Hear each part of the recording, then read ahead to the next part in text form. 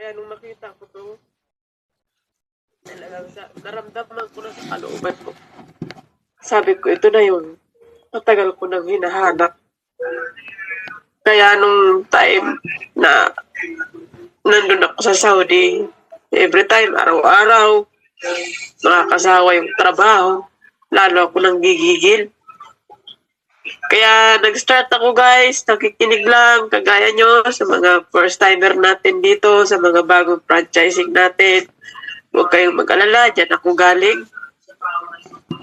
Talagang nagsumikap ako na matutunan ko ang negosyo na to. Kasi sabi ko noon, ito na yung pag-asa ko eh. Kasi ayaw ko na nang balik-balik talaga ng abroad, malayo sa pamilya. Napakahirap, ganun pakiramdam. Kaya ramdam ko po yan mga coach. Alam ko yung hirap nyo dyan. Kaya, hopefully, natuldukan nyo na rin yung hirap nyo dyan. Kagaya ng nagawa ko. Kung nagawa ko, alam ko kaya nyo rin yan. Bonus pa kasi kasama nyo ako hanggang dulo. So, syempre natuwa lang ako kasi nga, parang kailan lang, nag-start lang sa 2,250 ang income ko eh. Doon nag-start ang income ko sa 2,250. Pero ngayon, natutuwa ako kasi nga, kahit ako, di ako makapaniwala sa sarili ko na naabot ko na yung pinapangarap ko lang dati.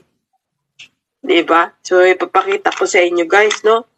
Yung dating kagaya nyo lang din, nakikinig, naniwala sa negosyo na to.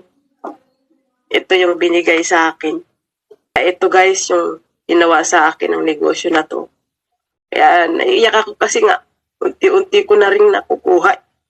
Yung dating pangarap ko lang din. Na alam ko naman, kaya nyo rin makuha yan guys. Maniwala lang kayo. Kasi ako naniwala lang din ako eh. Kaya talaga. Di ko akalain na mararating ko rin to. Na dating walang alam sa negosyo, mananahi lang sa pabrika, di ba? Naging OFW. Ito na ako ngayon. Na hindi ko akalain, no? Kaya, guys, alam nyo na, dyan kayo papunta, mas malayo pa yung mararating natin. Sama-sama lang tayo.